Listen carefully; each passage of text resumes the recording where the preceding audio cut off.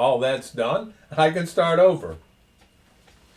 Welcome to our Friday night Bible study. This is for Friday, April the 10th, 2026. And I was about to tell you about the music that I just played, but you didn't get to hear it. It was just a screen and no audio. And yeah, I don't know. Every once in a while, when this computer updates, it changes the audio input over there. I've got it set to what I need, and it's there. It's always there. And if I select it, it always comes on. And most of the time when I restart the computer, it's still there. But every once in a while, it decides, oh no, we're going to go over here and select this thing that doesn't work. This thing that has never worked. We're going to select that. The beauties of digital automation. It thinks it's smarter than you are. It's not. Anyway. So, I will tell you this, since I was about to mention it when my wife hollered and said, hey, you don't have any audio. Yeah, okay, so. I was mentioning that I had just changed hymnals. Now, I'll just play the same things over again next week. That'll give me another week to practice them up. Maybe I'll play them a little better. Maybe I won't play them as well. Who knows?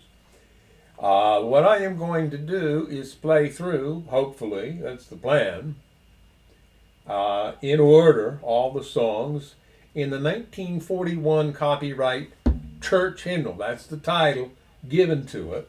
It was copyright 1941 by the General Conference of Seventh-day Adventists. It was published by the Review and Herald Publishing Association. And it is, for a lot of us our age, who grew up in the Adventist church, the hymnal you used in church. So, in fact, I was noting recently, and give me just a second, I'll grab it so I can show it to you.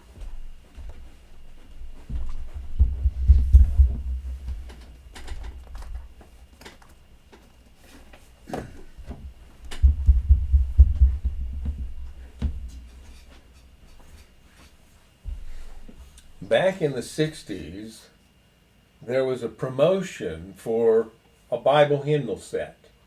Now this one, you can see, well, I don't know, it's a little old and ragged, and it's got gaps in the thing, but it's got a zipper here, and I even looked up the zipper company the other day. It's a pretty well-known zipper company from the time. And the company that bought that company is currently producing pieces under that name just because it had a good reputation. Anyway, the Bible hymnal set was miniaturized, so you can, let me see here, there. You can kind of get the size of this. This is the Bible. It's the Bible in the King James Version. And it is the Cambridge University Press version. It's got the really thin India paper, and it's leather bound. Now, I think I was saying that I got this set for my 8th grade graduation. So you can gather a guess about how old this is. The other piece of the set was the hymnal. And this is a miniaturized India paper version of the 1941 church hymnal. Now, I wouldn't try to play out of this, but it does have, it's an exact copy, just smaller, of the print in that 1941 church hymnal. The one I use at the piano, and give me a second here, I'll show this to you, is accompanist version, because instead of being hardbound like the hymnals that were left in the pews in Adventist churches in the day, this one is loose leaf, we call it. And the idea being that you can take this and put it on the piano, the music stand on a piano, and it'll stay open for you, so you don't have to try and prop the pages open. So I've got one of these for the 1941 hymnal. That was my mother's. I've got one over there that I bought for myself. of the 1985 hymnal, the one that's called the Seventh Day Adventist hymnal. So that's the stuff we've got here. I was mentioning, did I say it after we got the audio on, talk about the Artemis 2? That was before the. All right. Before my wife notified me they didn't have sound here, I was talking about this week being the week that the Artemis 2 made its trip around the moon. First time that humans have been around the moon in person in a very long time. And according to what I've seen, that spacecraft is scheduled to splash down in about a half hour from now, roughly.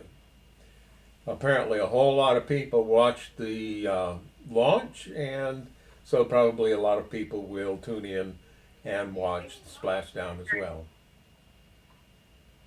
It's being live streamed. Yes. Well, both were, yes.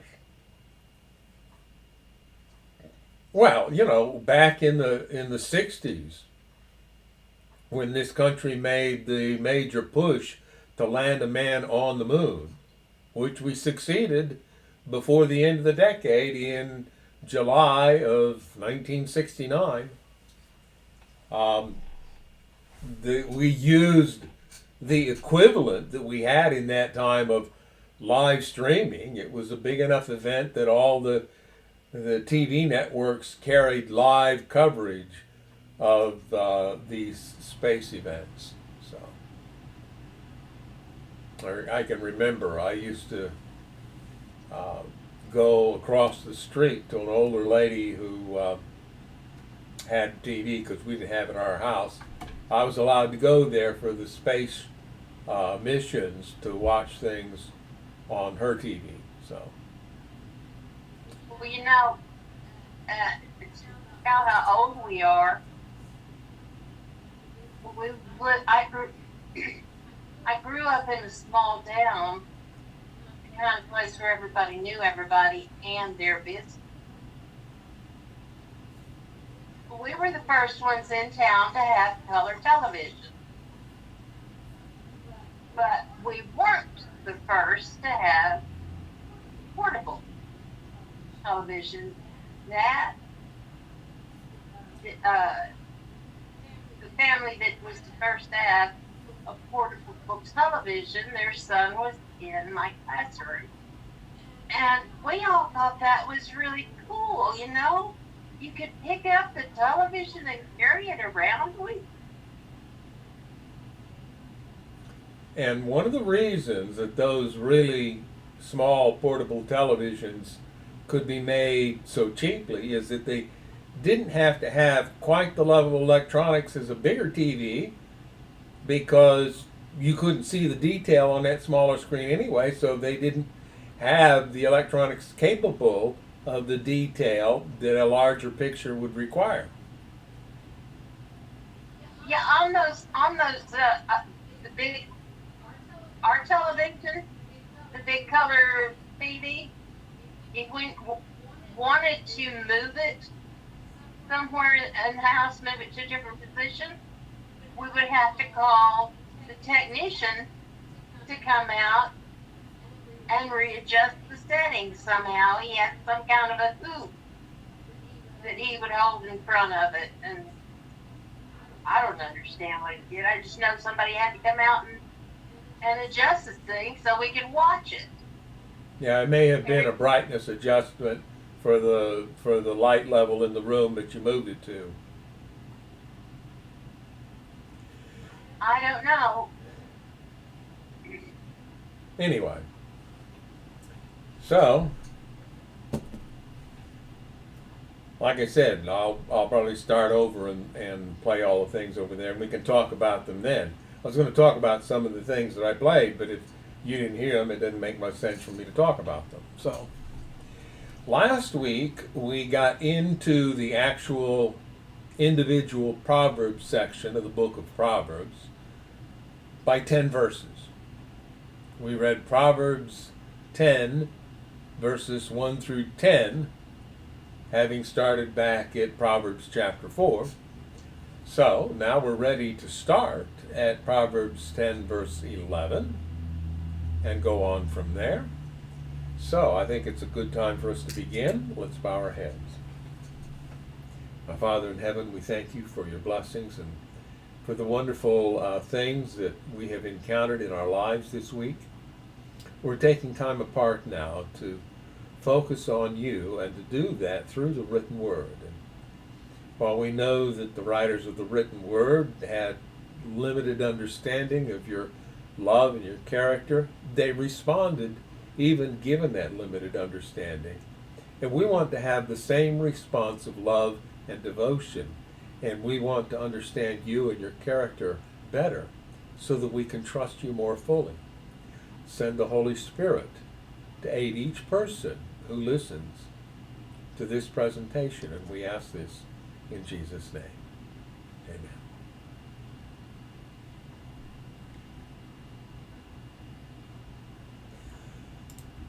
So, get switched to that, and here is, I've got verse 11 down fairly low on the screen here, but we can move that up. And the verse we closed with last week was, people who wink at wrong cause trouble, but a bold reproof promotes peace. Footnote B there, I think we looked at that. Babbling fools fall flat on their faces is what the Hebrew reads. The Greek version is what they reproduced there, the Septuagint. And what we talked about the possibility that the Greek version made that change because the very same words are used as a closing up there in verse 8, but babbling fools fall flat on their faces. Now, the other thing about that is that very often the Proverbs are written in a duplet or couplet style of Hebrew poetry, but instead of repeating the same idea in different words, as is done in most Hebrew poetry, these sayings are written in contrasts. So, verse 7, we have happy memories of the godly, but the name of a wicked person rots away. So you see the contrast in that. In verse 9, people with integrity walk safely, but those who follow crooked paths will be exposed. Again, you see the contrast from one line to the next.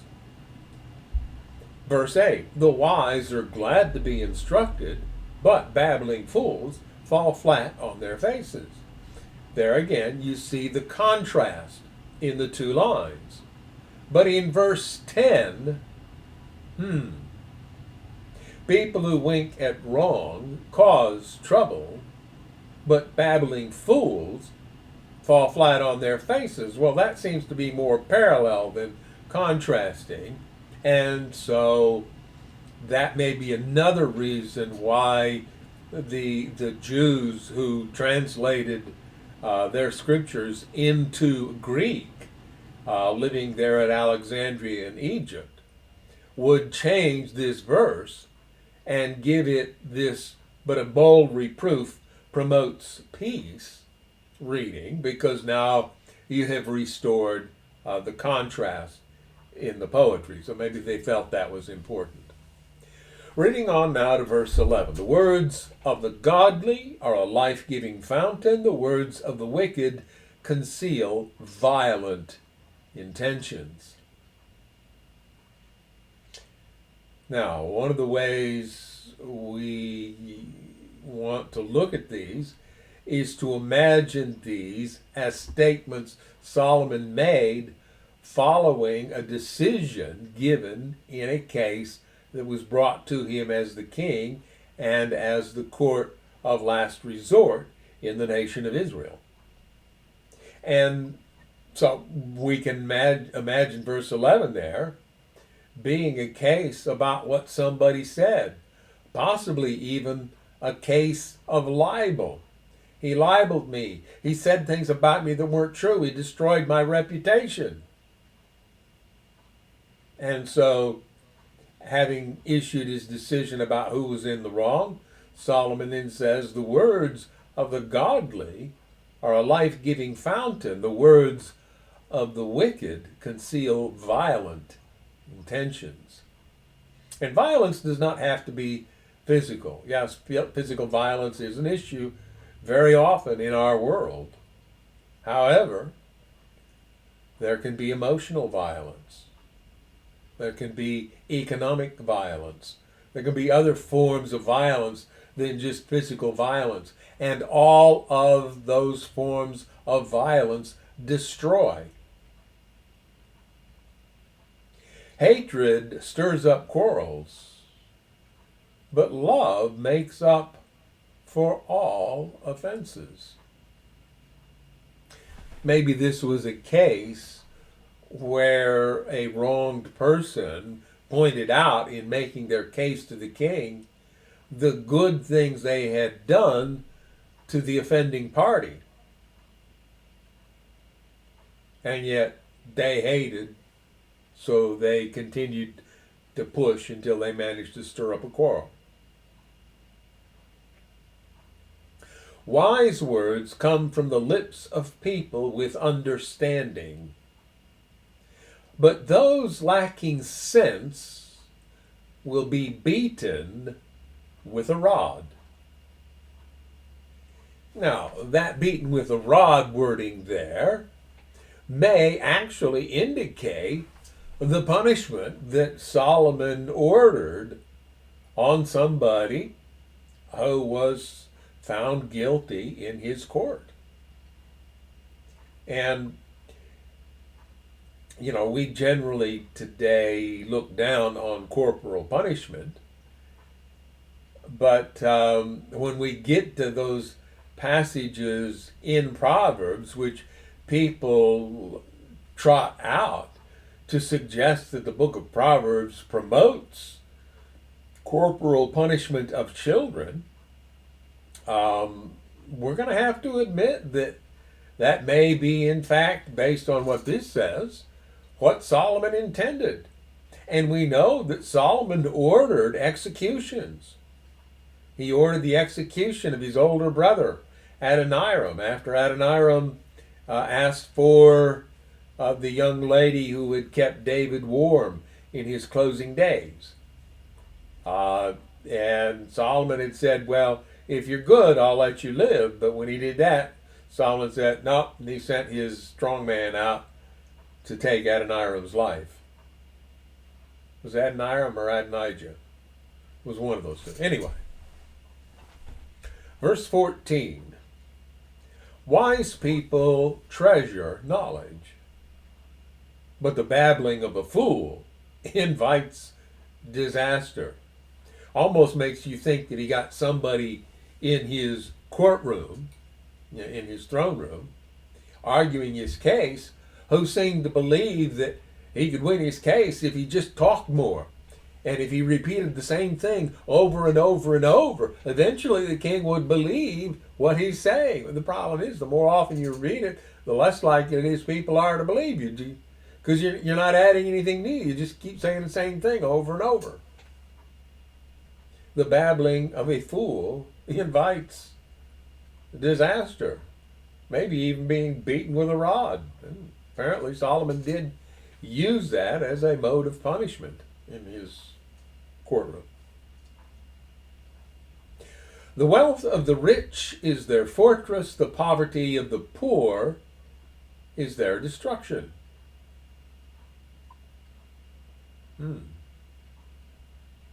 A little unusual given the approach often taken in the Bible towards wealth and poverty, but recall that there are places in the book of Proverbs where the author, Solomon or someone else, depending, made a point about diligence and industry.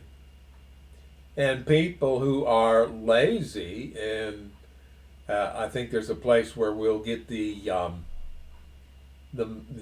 image of somebody in bed just rolling over, around and around, too lazy to get up and do anything, and poverty is the result. And when you're in a highly agricultural society such as Israel in those days, Well, hang on. That may not be just lazy. That may be depression. well, it could be, but what what level of understanding do you think they had back in those days of depression? Demon possession.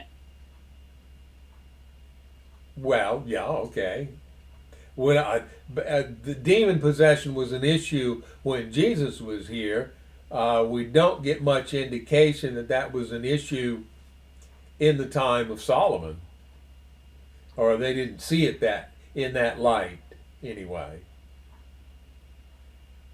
But yeah, they may have seen, and it may have been unjust in some ways that they saw someone with depression as being lazy, and well, you're lazy, that's why you're poor, and not recognize or do anything about the source of the problem.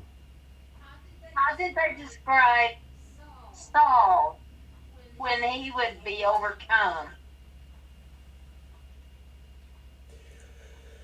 Yeah, but guess what they called that? That's what I'm asking. What did they call it? An evil spirit from Yahweh. Yeah. So the idea of demon possession is more of a New Testament thing, or at least a post-exilic thing, because in general, scholars believe it is after the Babylonian exile that the Hebrews began to have a sense of personal devil. It was not a concept they had prior to that. So if it happened, God did it. They didn't have a concept of a devil to do things like wipe out the firstborn in Egypt and so forth. Well, they didn't really have a proper understanding of the Creator God. No, they didn't, and yet some of them, and in particular David, still lived a life of devotion. And yet we're taught that the Bible said it, I believe it, that settles it. The Bible is infallible. Yeah, please Yeah. don't. Written from a human viewpoint by people who didn't have a full full understanding of what God is all about. Mm-hmm. Yeah, that's an approach that says, despite what it says in the first 9 chapters of this book, don't ask me to use my brain and think. I want to just read and apply. Hey, I've been told, don't think. There's people who were before you that were smarter and closer to the Lord than you were. Let them do the thinking for you. Yeah, the problem with that is they can't have an experience with God for you. You have to have that yourself. Huh? I was saying the problem with that is they can't have an experience with God for you. That has to be personal. You have to do it yourself. They're uneducated farmers getting the message from a woman who is documented to have been having seizures, and she had control issues. Yeah.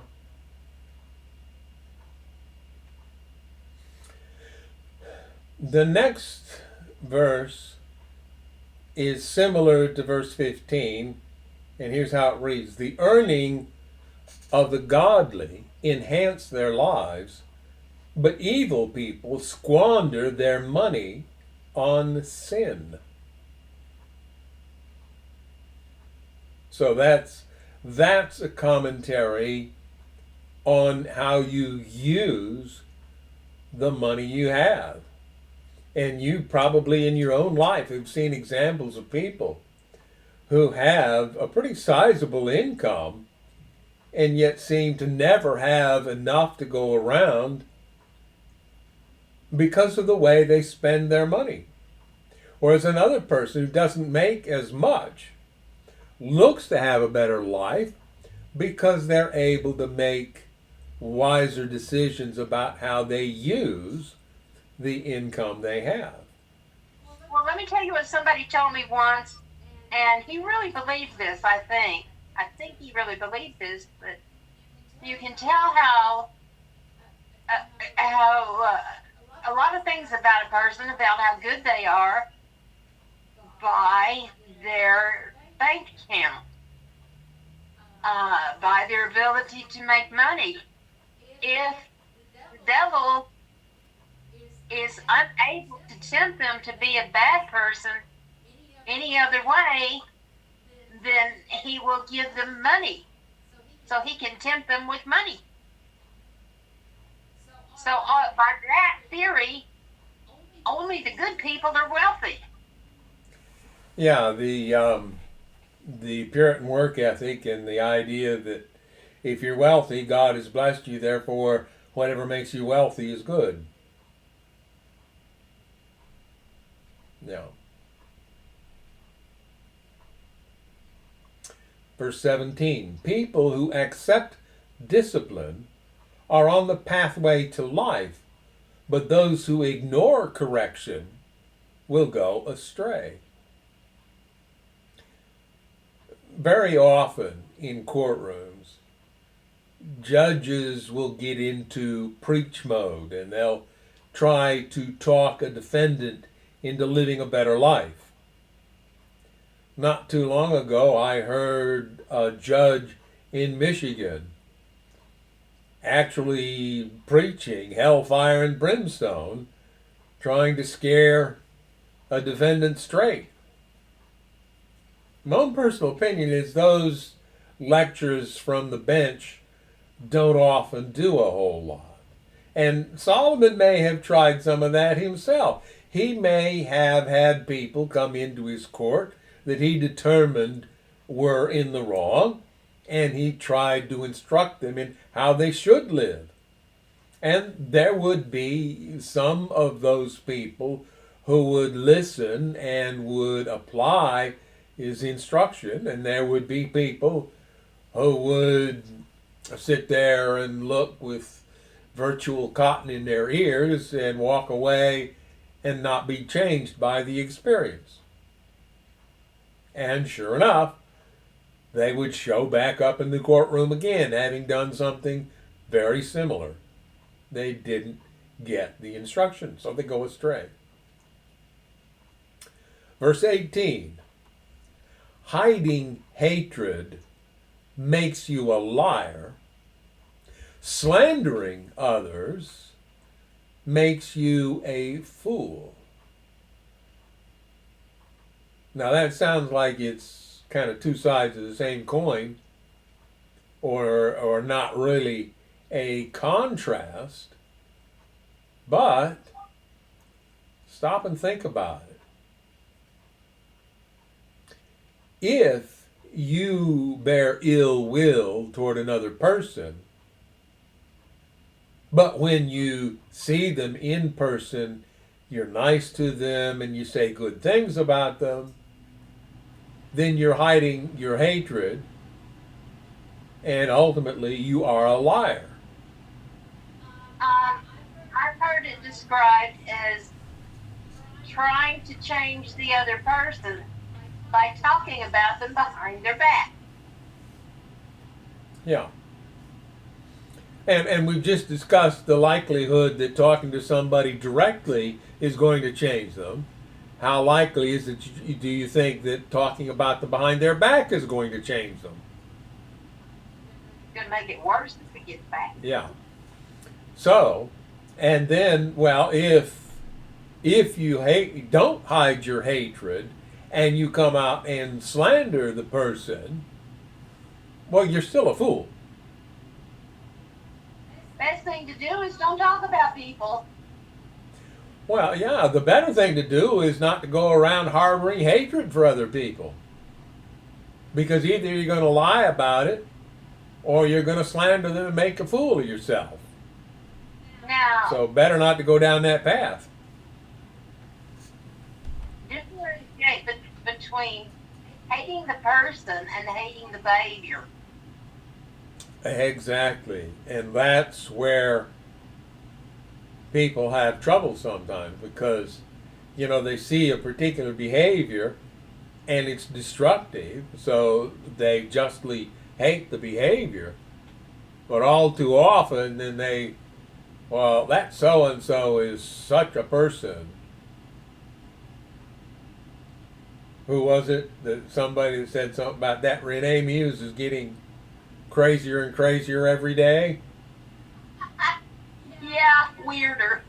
Okay, weirder, yeah. Anyway.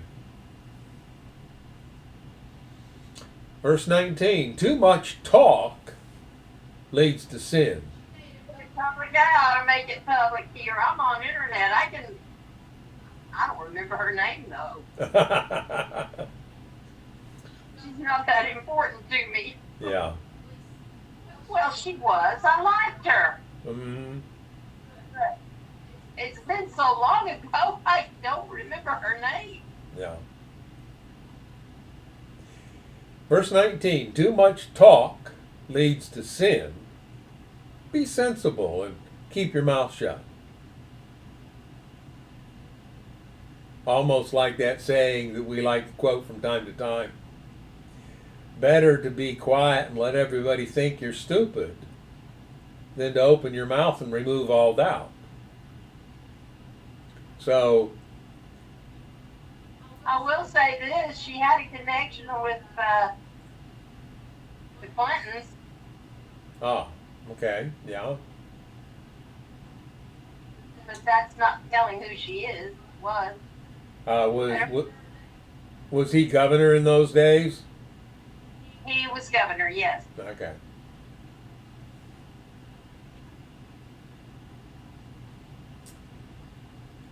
Yeah, be sensible and keep your mouth shut. And this again may have been after a case in which one of the litigants tried to win the case by out talking the other person and didn't really have a whole lot to say, so just kept saying the same thing over and over and over, and thinking maybe by much repetition I can get my point across.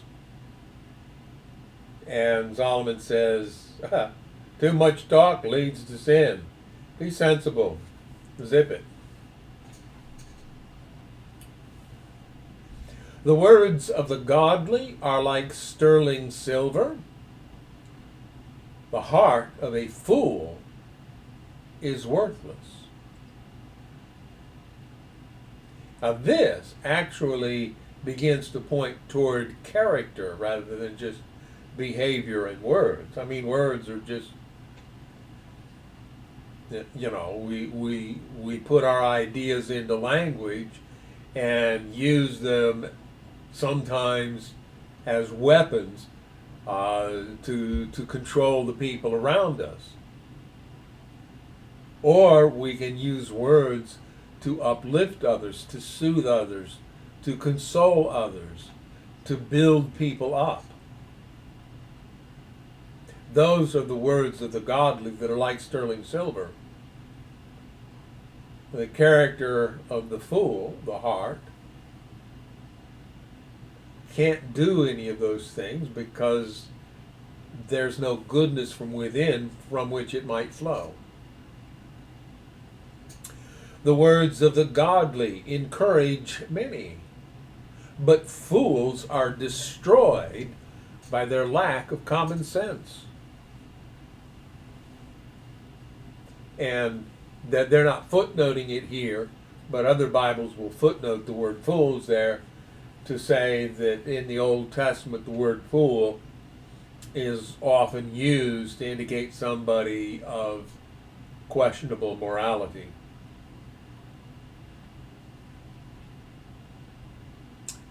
Here's another one that isn't a contrast. The blessing of the Lord makes a person rich, and he adds no sorrow with it. And that sounds very much like an old covenant saying. You know, if you obey, I'll bless. If you disobey, I'll curse. How about the text that says that there won't be any dogs in heaven? Where did that come from?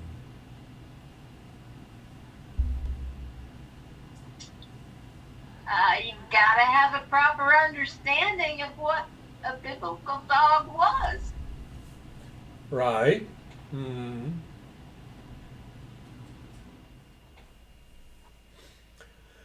Doing wrong is fun for a fool, but living wisely brings pleasure to the sensible. And you know what image came to my mind there? No. One of my students, when we were out at one of the mining pits, taking a rock and just repeatedly throwing it down on an old radio that happened to be laying there, just for the fun of destroying the thing. And I'm looking at that, I'm thinking, this has to be really warped to enjoy destruction like that. And that may be the kind of a thing that Solomon saw when he makes this statement: doing wrong is fun for a fool, but living wisely brings pleasure to the sensible. The fears of the wicked will be fulfilled, the hopes of the godly will be granted. That again sounds like an old covenant approach to understanding life. When the storms of life come, the wicked are whirled away, but the godly have a lasting foundation. Now, that Because, again, go ahead, you were going to say something? because they still have hope. Yes. Well, I was going to say this sounds like another old covenant statement, and in a sense, perhaps it is, but it also reminds us of the parable that Jesus used, the extended story metaphor about the two builders. And there was a wise man and a foolish man.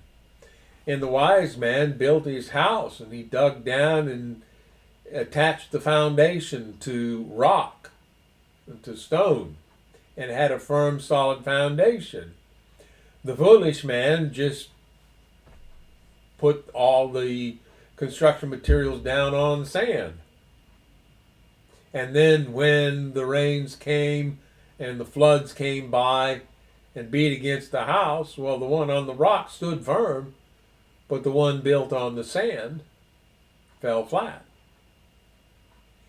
The understanding we have of that is, where have we founded our characters? Have we founded them on the shifting sands of popular culture and, you know, what the world happens to currently think is right and good? Or have we found the rock of our salvation and founded our characters on that character revealed in Jesus Christ? If we do that, then our house of character will stand when beat upon by the trials and tribulations of life and the attacks of the toxic people around us, because we have that firm foundation. Whereas a person who does not have that foundation of character, when trouble comes, they lose it. And they go off the deep end. And maybe they get violent, or they say things they wish later they hadn't said. Those kinds of things. That is one of the results of not having a proper foundation for character. So when the storms of life come, the wicked are whirled away, but the godly have a lasting foundation. This next one is not a contrast either. It's a statement and then a simile or metaphor for it.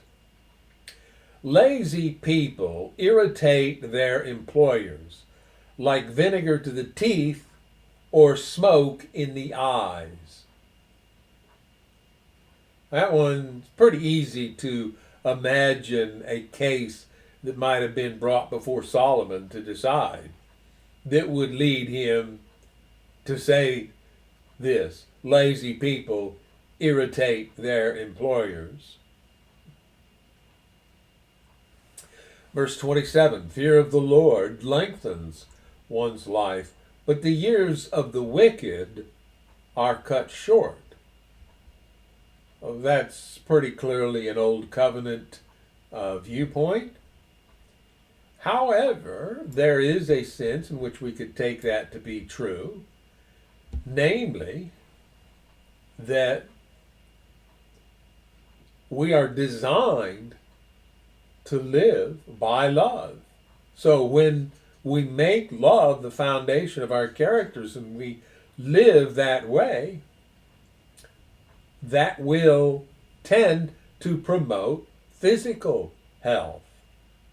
Whereas not living by love, holding grudges, carrying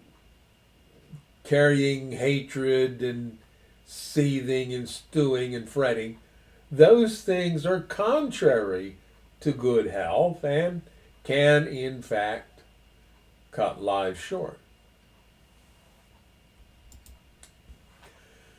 The hopes of the godly result in happiness, but the expectations of the wicked come to nothing. Another Old Covenant viewpoint.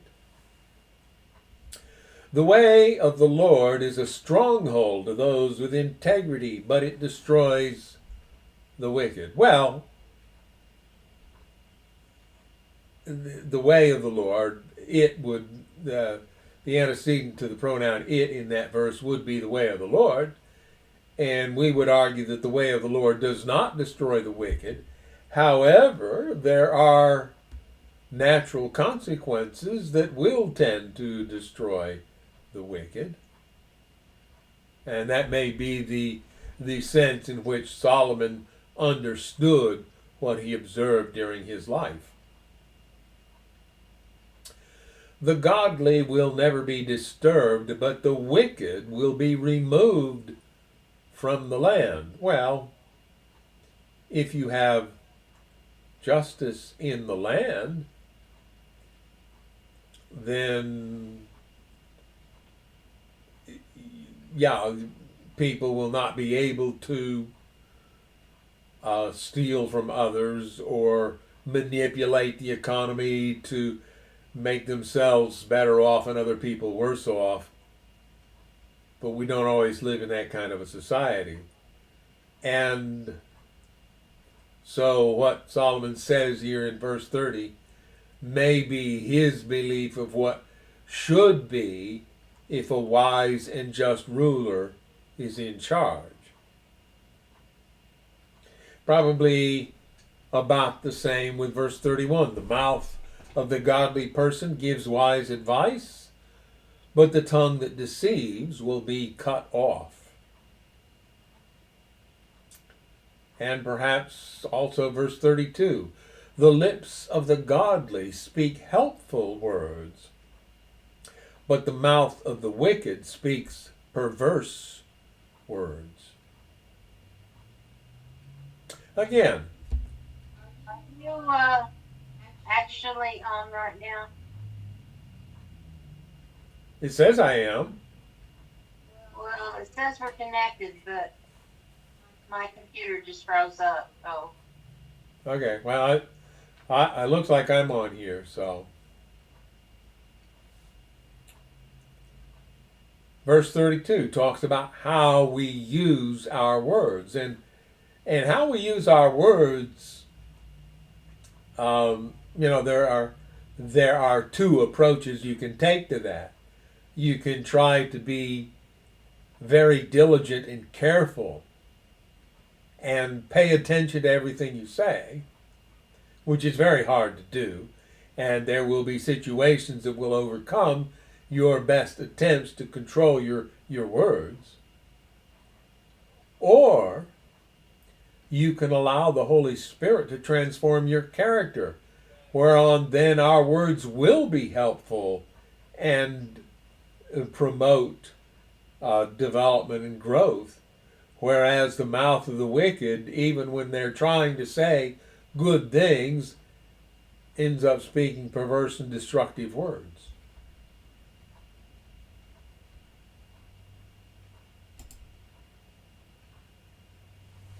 Proverbs 11. The Lord detests the use of dishonest scales, but he delights in accurate weights. Well, that would be a case that could be pretty easy to imagine. A person got home and they checked what they had bought, and it didn't weigh as much as the shopkeeper had told them it weighed, and they felt cheated, and so they brought the case before the king. He cheated me. And if the king investigated and found that the weights that the merchant used were inaccurate, he could issue a judgment against them. We have in our own country a Bureau of Weights and Measures. And the whole point of that is to assure customers that they will get what they pay for, that when they weigh their produce on the scale at the store, that the store will give them an accurate weight and generate an accurate charge. Although I did see something recently that suggests that some stores are engaging in pricing based on the customer and the other things in the basket, that the checkout counters, self-checkout or otherwise, are hooked up to these artificially intelligent systems, AI systems, that can make decisions about what can this customer afford. If he can afford more, we'll bump the price up for them. I don't have it with verified that I know that that's happening, but there are people who claim that some retailers are doing that. I'm also recalling an interesting experience I had when I was relatively young and I worked at a gas station. I worked at one of the few full-service gas stations in town. Self-serve had already become a big deal, and I mean, nowadays, where can you go to find a place where somebody will come out and pump your gas for you? I don't know if there's many of those places left, but back in those days, we were one of the few stations in town that still provided full service. And one day we got a visit from a regional manager, and he had with him a special container. It was a 5-gallon container, but just as it got to 5 gallons, it narrowed down to a neck that was only about that big around. And there was a glass on the side of that neck, and it was marked 4.8 gallons, 4.9 gallons, 5 gallons, 5.1 gallons, 5.2 gallons, and so forth. And this regional manager knew the standards and what would be accepted. And so he pumped what the pump said was 5 gallons into that container. And if it was actually 5 gallons, he would actually adjust the pump down a little bit so it delivered somewhere within the range that he was allowed to be below 5 gallons. And I'm going to guess that that is done even today at most gas stations, that they have those kinds of devices, and that they occasionally, they're going to get a seal on the pump that the state has come through and done its inspection, probably with a similar device, and has certified that this is giving a accurate measurement.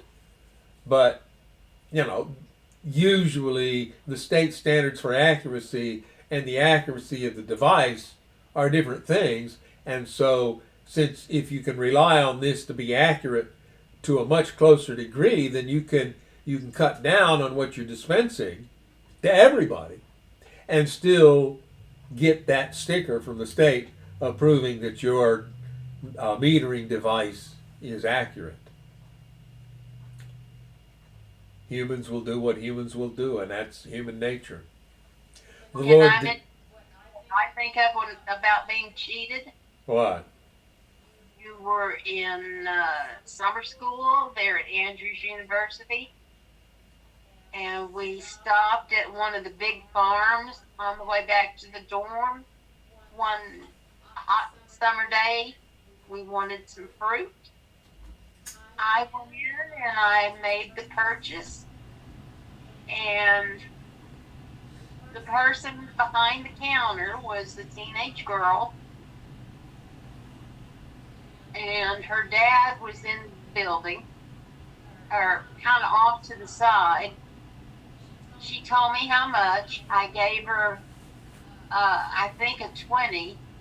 She handed me the change, turned around and walked away. And she handed me incorrect change. She shorted me. And wouldn't come back when I called her. And her dad wouldn't respond. So I had to just leave and eat the fact that they stole from me. Mm-hmm. Now, later, we visited a church. It was known as the Village Church there in Berrien, Michigan. Berrien Springs, Michigan. And one of the church leaders was that farmer that had just stolen from me. Yeah. Mm-hmm.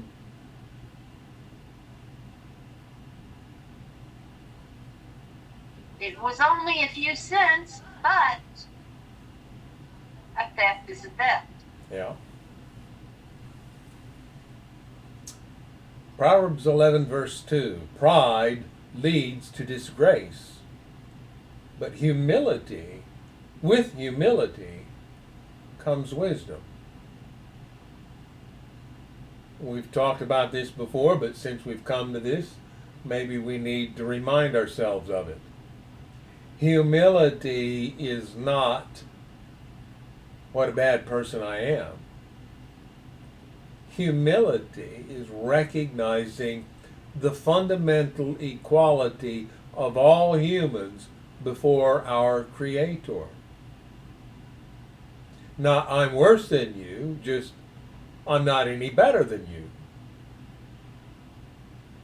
That's true humility.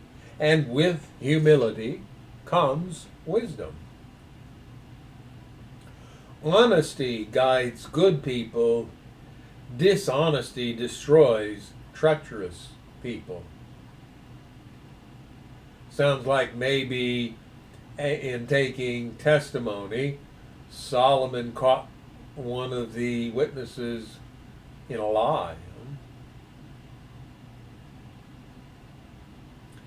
Now, here is a different approach to the wealth statements that we read in chapter 10. Verse 4, riches won't help on the day of judgment, but right living can save you from death. Now, Solomon may have meant that in the sense of the day of judgment being the day the king hears your case. And if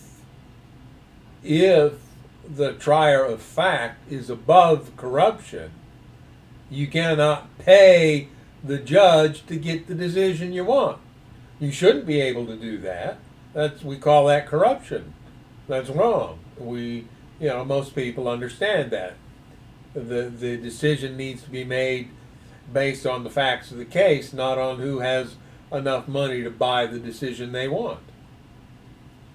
And so Solomon says, riches won't help on the day of judgment, but right living can save you from death. But if we think of the day of eternal judgment, when the character and motives of people is revealed to themselves and to everybody else, in that setting, doesn't matter how rich you were in this life, not going to help then. Your character is what your character is, and that judgment is a judgment based on reality and truth. The words will be spoken by the faithful and true witness. And your riches won't make any difference at all. In fact, they may stand and testify against you, because they will, through the reality of how you obtained that money, reveal the character of the person who amassed that wealth. But right living, that is, living based on a properly transformed character, can save you from eternal death, or can lead to eternal life. The godly are directed by honesty. The wicked fall beneath their load of sin. A bit of old covenant thinking there, but also then a king making a judgment. This person spoke honestly, this person did not. Now they've got this burden of the judgment against them, because I determined that they lied to me. The godliness of good people rescues them. The ambition of treacherous people traps them. When the wicked die, their hopes die with them, for they rely on their own feeble strength. And we could take that from a salvation point of view. When we rely on our own strength, we're unable to save ourselves. We can't fix our brokenness. We need outside help for that. Partly because we don't know the character that we're striving for. We do these things. We study the Word, seeking to understand that character better.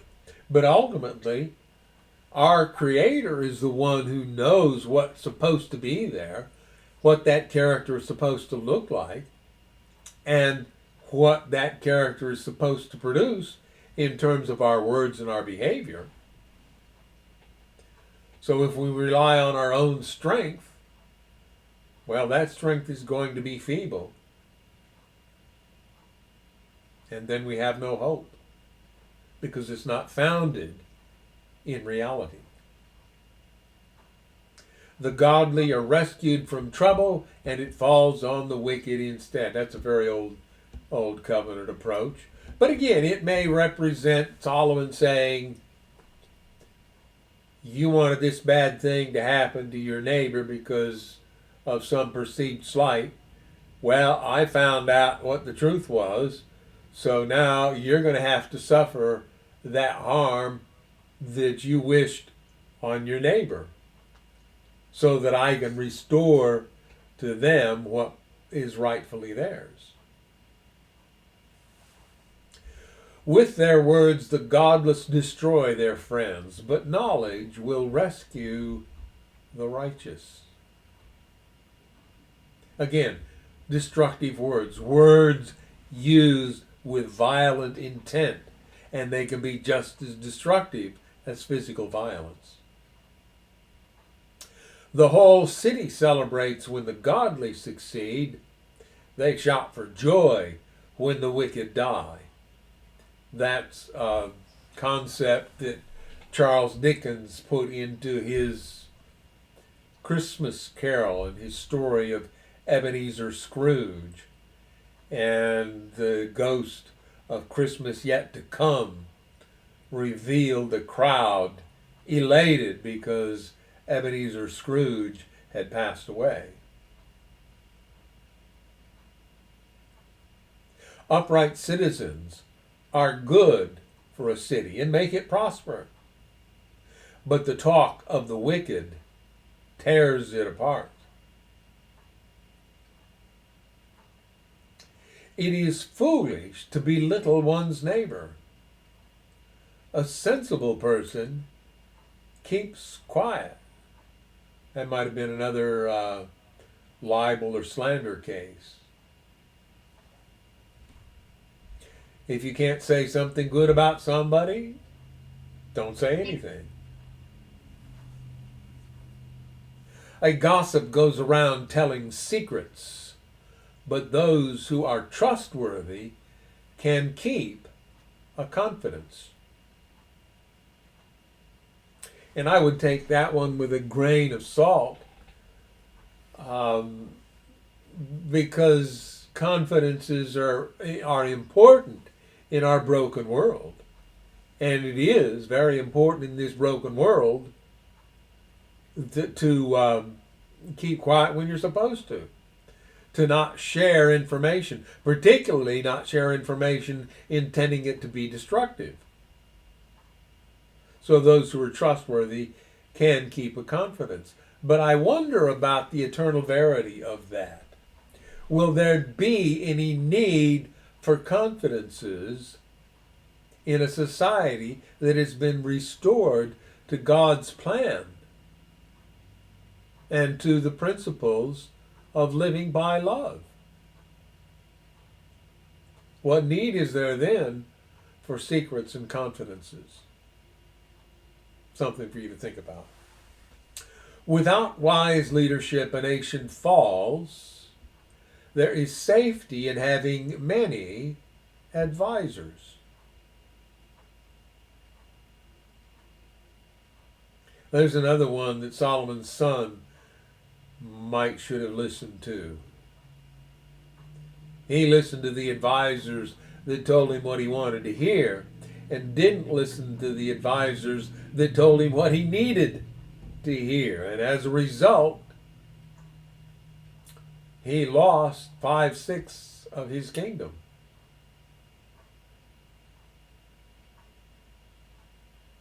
There is safety in having many advisors, because even if you are Solomon, your wisdom is not enough all by yourself. You need the multiple viewpoints being applied to a situation. And that requires humility. Yes, Solomon may be the king, he might be the one in charge, but if he is truly as wise as we make him out to be, then he's going to understand that every advisor has something that they can teach him, that he can learn from, and that he can use that collected wisdom pooled together to do a better job of ruling the nation. There is safety in having many advisors. And do we not know that he was the wisest that ever lived because he told us so? Moses being the most humble person because he told us so? Well, yeah, I suppose.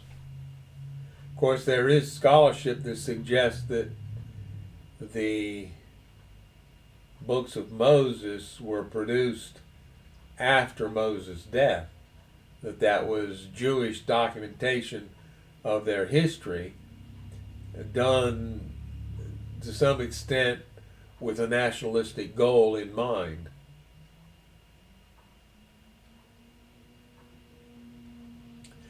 There is danger in putting up security for a stranger's debt.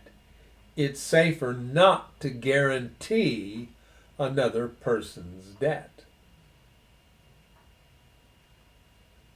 Now, we have heard some of these story channels on YouTube where there is a case where somebody ends up guaranteeing another person's debt.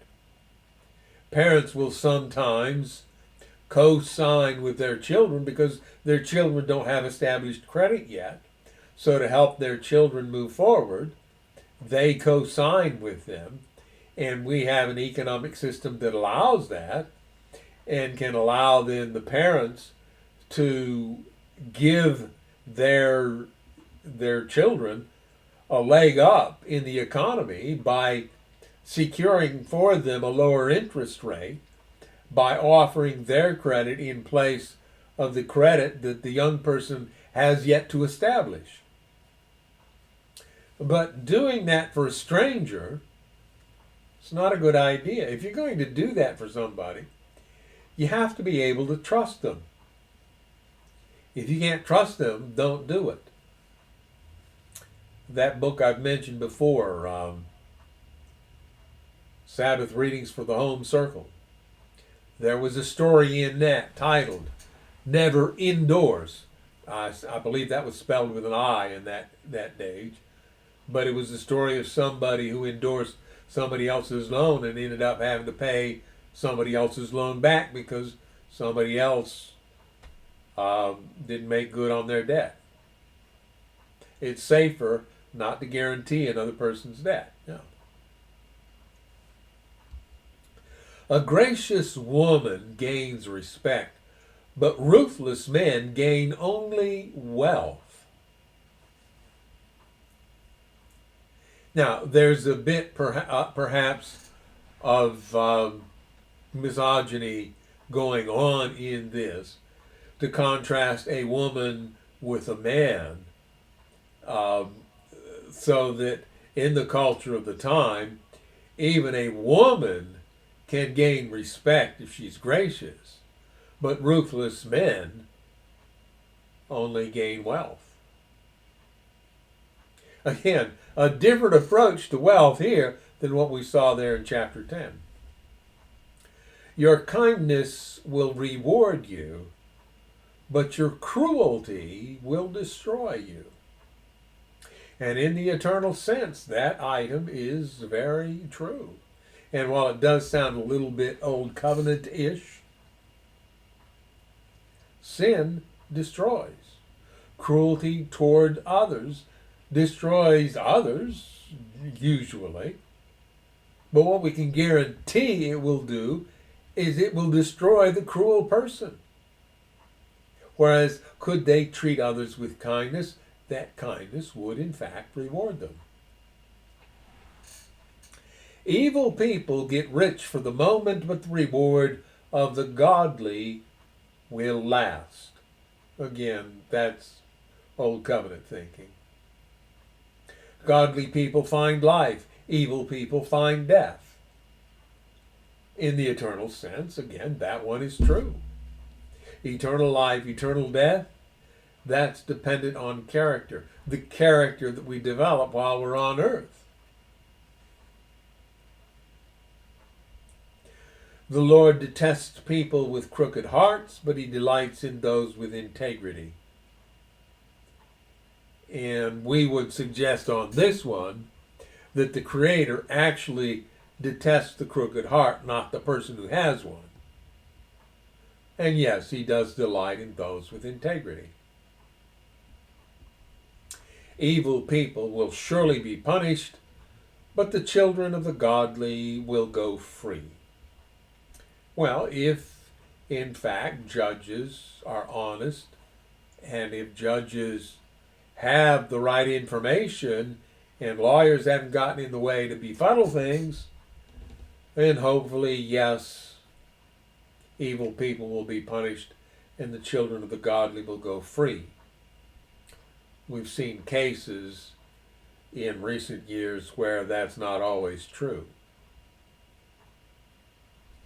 A beautiful woman who lacks discretion is like a gold ring in a pig's snout.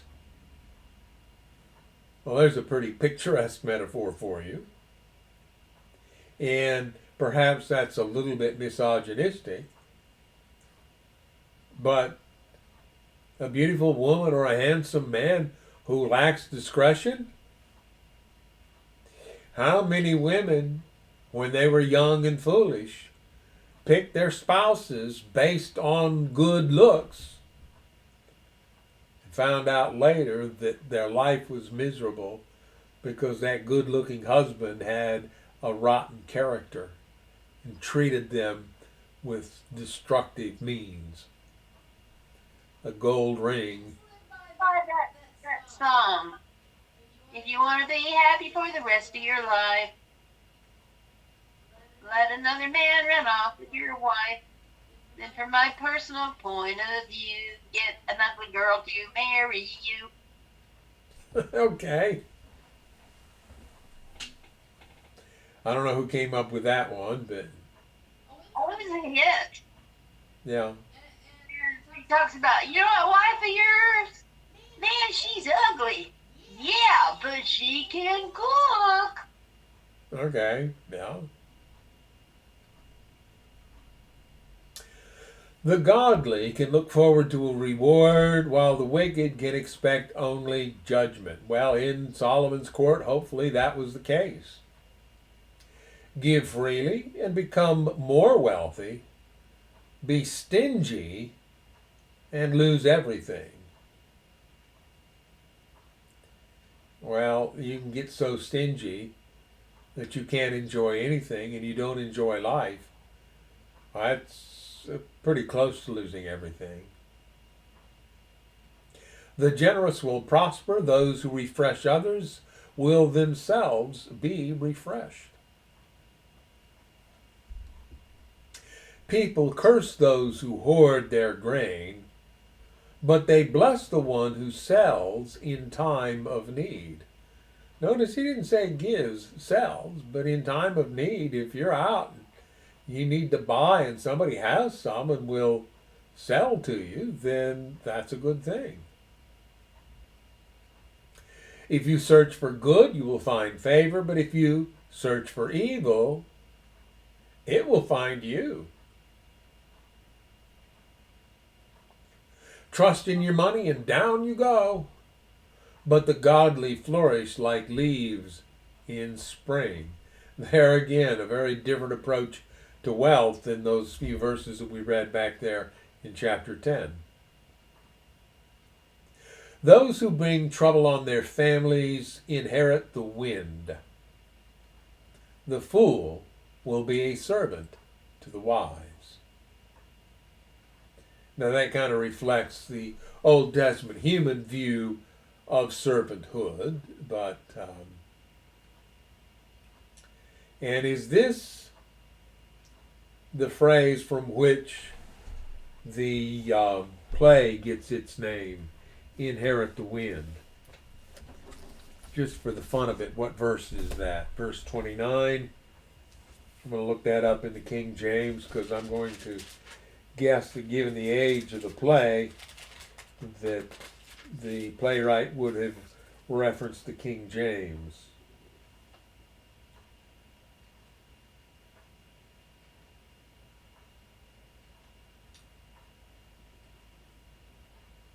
Yes.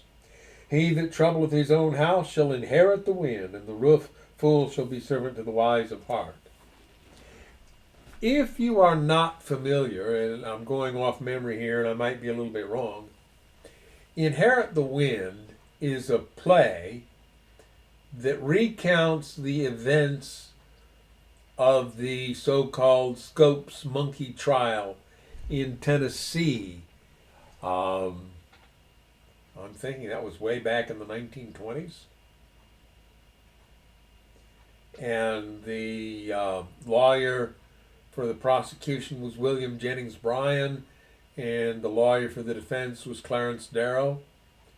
And the decision, I think, did in fact convict the teacher accused of teaching evolution in Tennessee schools. And that was very much a setup case. They picked a teacher who was single and didn't have a family, and rather than teaching evolution in Tennessee schools, they brought a couple of young people over, teenagers over. It was a big setup. He went, took them out to a car, and he taught them evolution in a short session in that car. But that provided the facts of teaching evolution that caused the state of Tennessee to bring out that case. At any rate, that was that use of the term inherit the wind.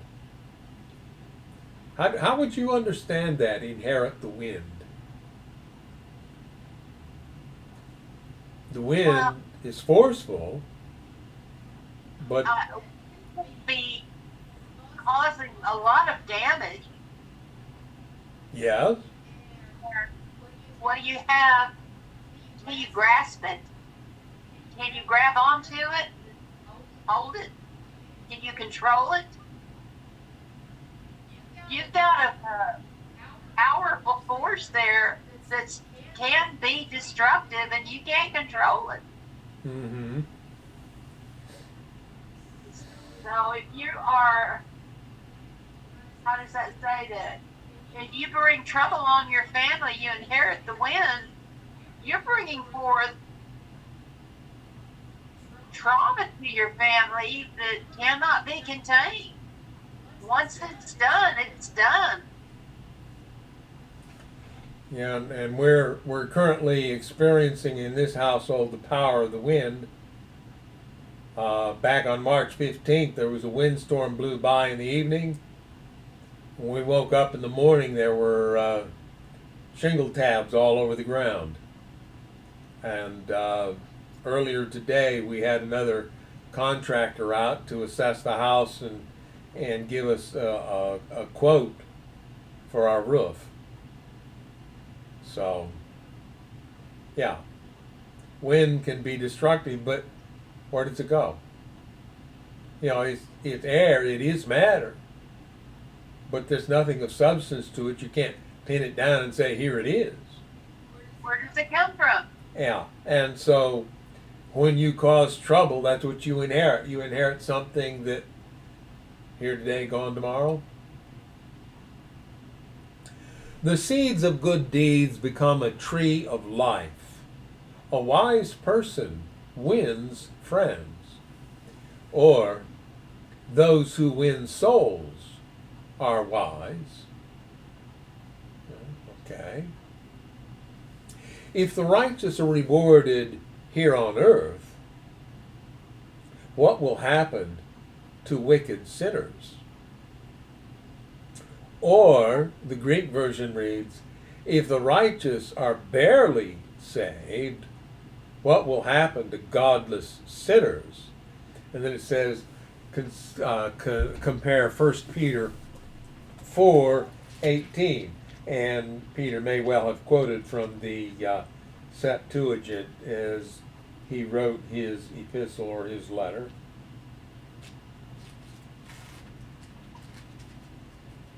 1 Peter chapter 4, verse 18. For it is time for judgment to begin with the family of God. And if it begins with us, what will the outcome be for those who do not obey the gospel of God? Then verse 18. And if it is hard for the righteous to be saved, what will become of the ungodly and the sinner? Which is a quotation from Proverbs 11, verse 31. So then, those who suffer according to God's will should commit themselves to their faithful Creator and continue to do good. And I was reading that out of the NIV because I hadn't had that available there beside me. We have a few more minutes, and since we're going kind of a verse at a time, I don't have a problem today just stopping in the middle of a chapter if that's happened. Did you say something? Hey, you quit. Huh? Quit. You need me to quit now? Yeah. Okay, well, it's a little bit short, but apparently she needs something.